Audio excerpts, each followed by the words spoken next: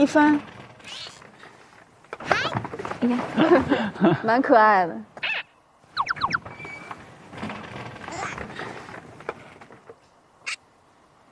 Hello，哇，你这么多，你需要我帮你提吗？也可以帮我拿一下，给我吧。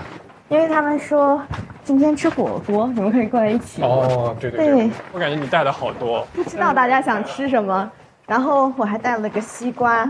我和兰兰我们在岛上就说以后可以一起吃火锅。哦，对对对。然后刚好这一次就想着说吃火锅最方便。对，兰兰有说过她喜欢吃火锅。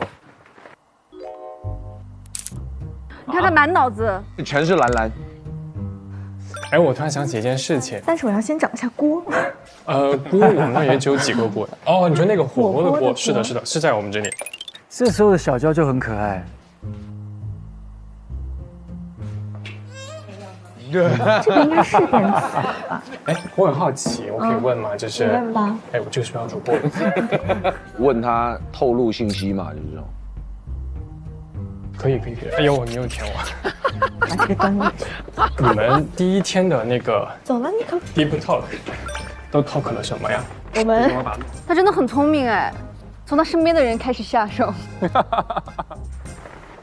你想好奇什么？你可以说一下你想好奇什么，我看看我们聊到了没有。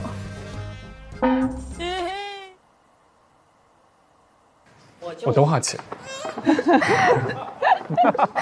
那也太多了。我们俩是就各方面都会聊，因为我和兰兰很怎么说很契合。OK。哎，那你们的 deep talk 有聊什么三观啊，什么性格啊，或者说什么？对，分享一点。我来帮你干活。这样也蛮可爱的。兰兰那天还夸你了呢。啊，真的吗？真的。什么时候？因为你们不去看日落。哦，那天。对啊，肯定会小小的八卦一下。啊，他说什么？没有啊，就夸你是蛮细心、很好的一个人。对。那还有别的吗？就你们有聊到觉得不好的地方？他有点草木皆兵了。在干嘛？狗狗偷吃东西。狗狗有。很可爱。一口。吓我一跳。真是。你真的很害怕呀？你真的很担心呢？他永远是最忙的那个。好，请你继续。还有什么？思索了半天。也不客气了，我们敞开聊了。你现在洗的东西呢，都是他喜欢吃的。OK。对。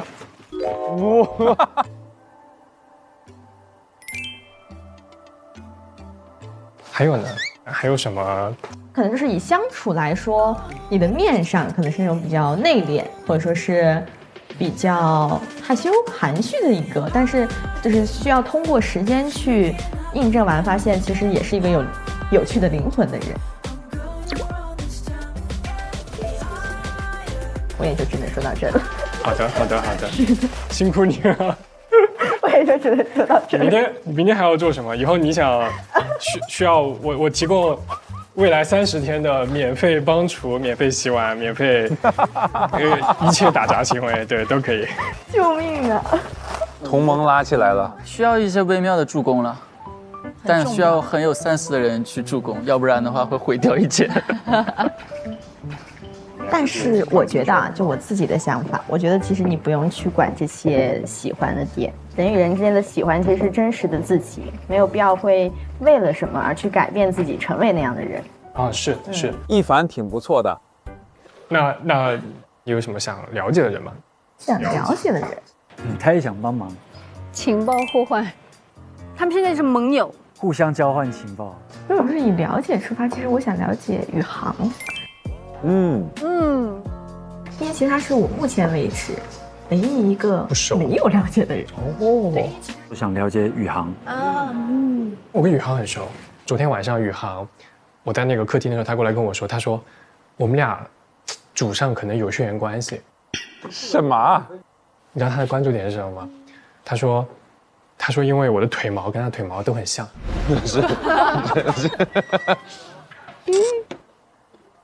我感觉你的腿毛跟我的腿毛好像啊，什么好像？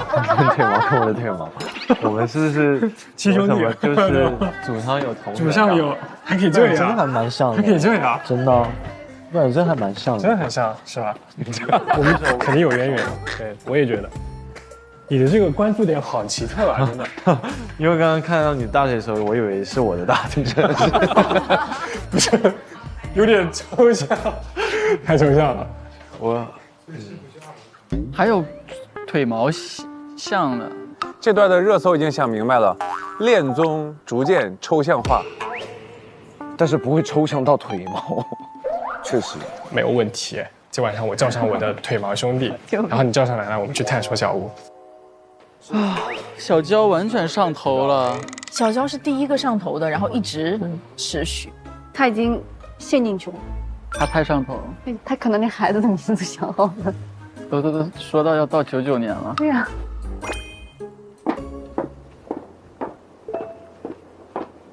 很漂亮。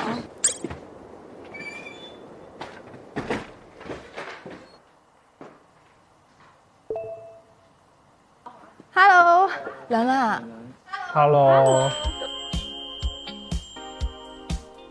终于回来了，带了火锅的食材，我都摆好了。可以，接着摆吧。嗨，今天你们都好早啊，我又很晚。今天我是第一个，但是我们屋的人好像都吃过饭了，是吗？所以我就跟着一帆过来帮厨了。他已经控制不住自己了。你们商量好了，今天大家都吃好了饭回来吗？我们没有人商量，因为我没有吃。OK，但是我剥了虾过来，啊，因为谢谢。我本来想在那边炒虾的。这是小龙虾吗？是。这个很用心哎。他好努力呀！小娇呀，小娇，加油啊，加油！我把它全部都剥了，虾线都抽干净了。太强了，太细心了，哥。再夸一下就很开心了。那一会儿你跟我们一起吃，好，加把椅子。好呀，谢谢。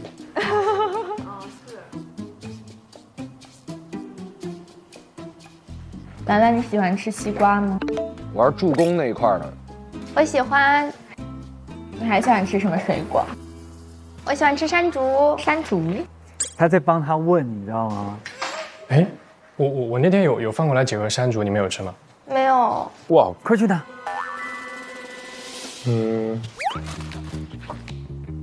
他真的好积极，他真的很直接。现在小娇就是有求必应。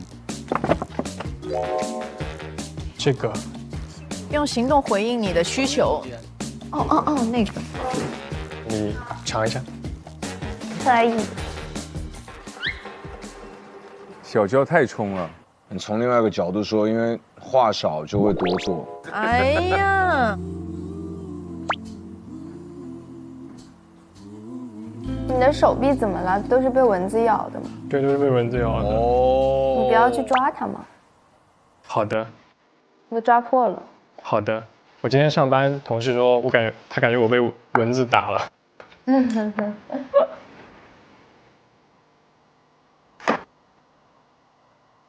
来，谢谢。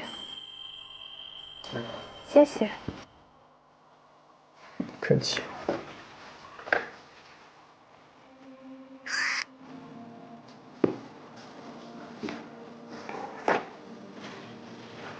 可以吗？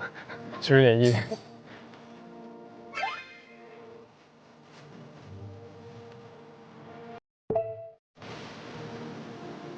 我完了。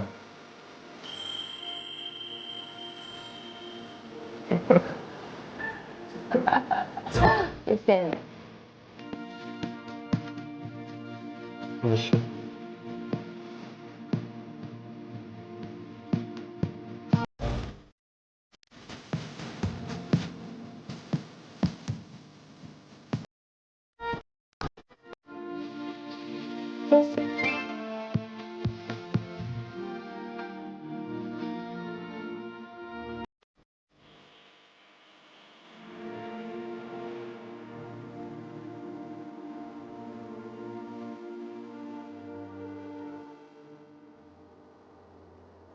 哦，他真的。那这种男孩其实是很珍贵的。开始吧，太饿了。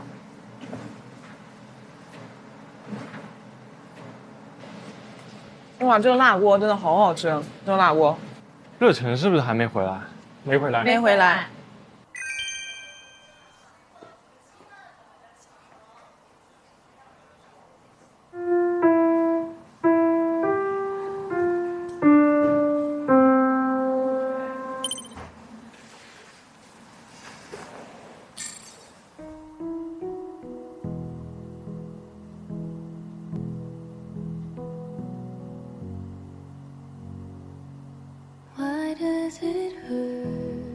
今天决定一会儿去遛狗了，因为我没养过狗狗，所以我观摩了2天。你们都遛过了，今天该我了。他是在等乐晨遛狗吗？对。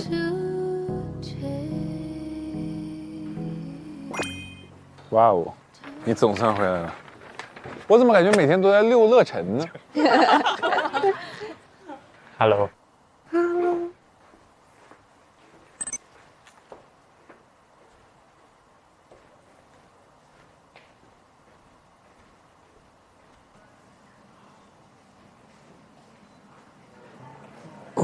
晚上你又不吃了。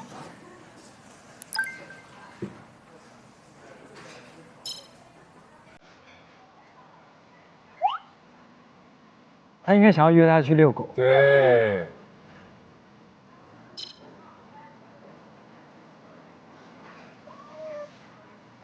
他还在想怎么开口。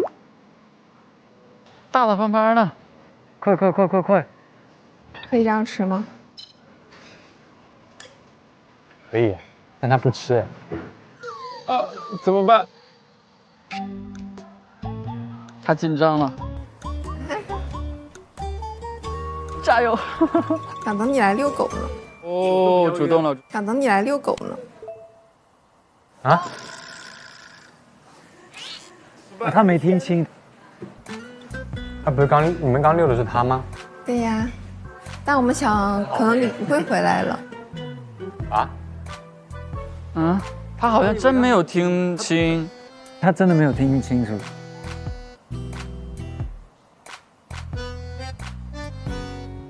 啊，好像有点错过哎。他邀约失败。他是没听清是吗？他以为他在跟他聊天。对，因为女生主动来表达这件事情，还是有点不知道该怎么说嘛。但我还是觉得，就算没有听清，可以反问呀。对，我觉得乐晨可能也没往那想，可能想着就狗都遛完了，是不是就完事儿了？想这个事儿。可是我觉得好可惜哦。丢垃圾去了，我们去丢个垃圾。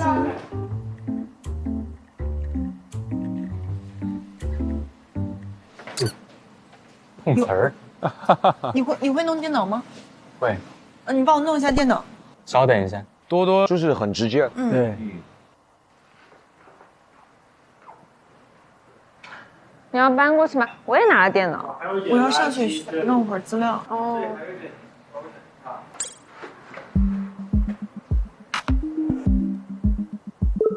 哇，3个女生。王爵，去最后一次吧。对，我觉得真的还是问看看。最后一次再邀请完，不行就不要再邀请了。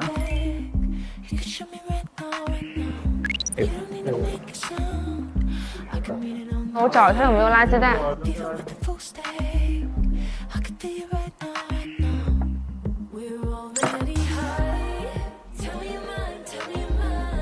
还有吗？没了。我觉得应该还好了，应该还好了，剩下一点可以到那里，不会漏的。对，好吗？好。还有可以扔那个地方。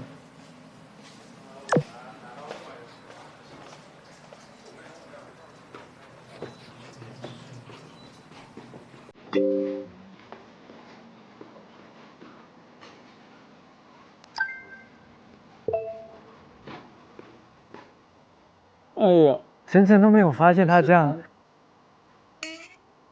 有人就更不好开口了。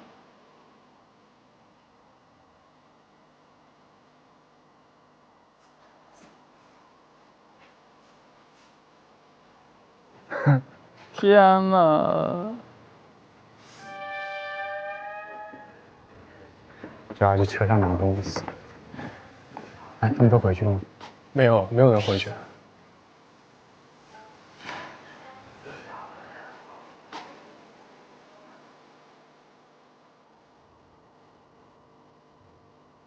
你们双休吗？双休。双休。嗯。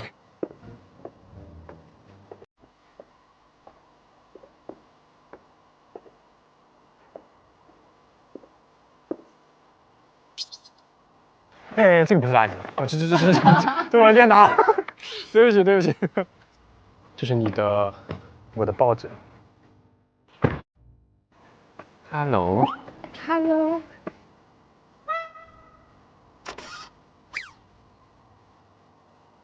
哎呀，真是张不开口了，因为旁边有个人。哎呀，我们之前确实也有做一些公益，现在还是有持续的参与到我们的支教的那个基金会里面。比如说女学生的卫生巾啊，然后还有一些孤儿啊，这种都有。哦，那你们这很好。我觉得那天晚宴的时候也是蛮可爱的，在旁边。但感觉晨晨完全没有发现的感觉。哇，这个靴子也太长。他已经很努力在他周遭。对。哎，他们都回去了吗？多多他们不他们在在吗？那边。那你怎么一个人过来了？我不行，我想你不行？我啥？不知道。我想消食。哦。行，我先回去放东西。行。哇，他真的有点怜爱了，心疼。歇会儿。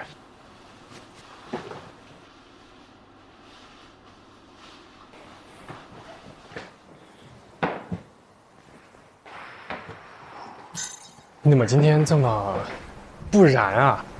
不能一直燃下去。啊，他状态不是很好。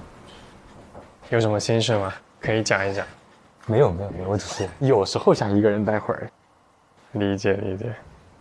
但是你平时工作中，你们需要去 social 的多吗？那需要。你能想象我以前完全是一个不会说话的人？真的。我对你的第一印象就是，既内敛又很外放。但是我没有想到你确实给我的就是外在的感受，完全想象不到，是吗？对。哎，那你家庭关系怎么样？我觉得我爸妈还挺好，挺让我羡慕的。我觉得，因为他们是在一起初恋，然后一直到后来嘛，爸妈会对我的爱情观的影响比较健康。所以我在爱情上，我觉得我是一个极度理想主义。那你的家庭跟柯爱玲他们家，他也是第一天就说他们爸妈关系超巧，就你爸妈这样的，就是一直超恩爱的那种。其实我是偏悲观的。原生家庭的问题吗？你像我就是这方面其实完全就是没有。因为对啊，因为家里缘故嘛。这肯定是跟原生家庭有关系。我其实是个非常非常自卑的，超级自卑到骨子里。我也不知道这个具体是什么原因，反正我也还在发掘。但是我也不知道为什么这个自卑感，就或者这种不配得感，它在我身上那么重，就是一直在开导自己嘛，一直在开导自己。你自己开导自己。对啊，就是去了解心理学的东西。其实了解完心理学的东西之后，你就能顺藤摸瓜找到一些原因。那你觉得你过去的情感经历，就我不问细节啊，你觉得整体来说是你自己满意的一个状态吗？很不满意啊。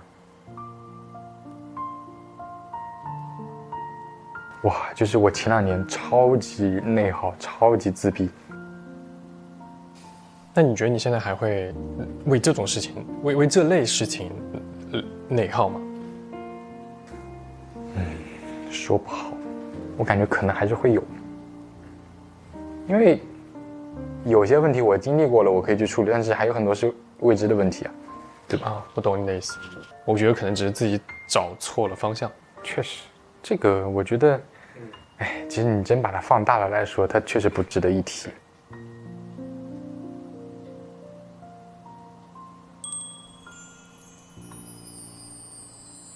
我觉得这段分享特真诚，也特及时，也很必要。因为其实我们之前看到的乐晨都是可能有很多的人对他的选择，然后他也在努力的去表达自己，但是殊不知在这个过程里面会有这种不配得感。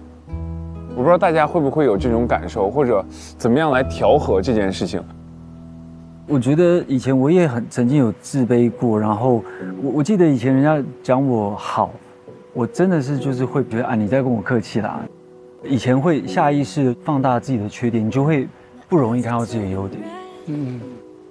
那你也是真的慢慢这些年才觉得那个爱自己有多重要。其实一个人如果他没有过被爱和被接纳的体验，他是很难学会爱自己的。是，包括听完刚才他们说完，我非常能理解小娇她追求女生的方式，因为她就是在一个很美满的一个家庭里生活，所以她对于爱情，她是极度的信任，或者说她很相信爱情，向往看到他爸妈的那样的关系。所以他会尽他的全部去爱一个人，去付出，就算受到伤害。乐晨，但是你就感觉到他孩童时代应该就是父母没有给予就足够的一种重视，所以他这种就是从孩童时代带来他的一种，比如说自我认同感低，就总觉得我怎么配得拥有这些东西？我觉得可能是因为在乎。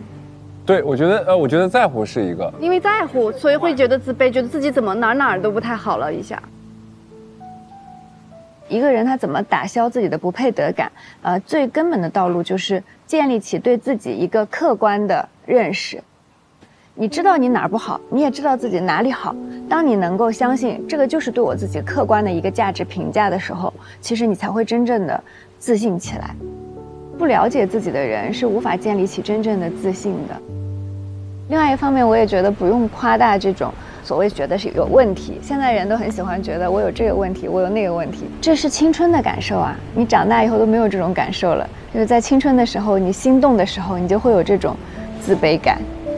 其实还是一件挺美好的事情。我其实特别喜欢他说这个客观，就我有一个自己的一个心得。首先，第一个，我觉得不要美化别人。人和人之间的，与其说是差距，我觉得更多的我愿意理解成为差异。差距是一个事实，它有事实认定的高低好坏之分。可是差异其实强调的是不同的那个部分。一个健康的长久的关系当中，这个感情是一定不会让你总觉得出现不配得感。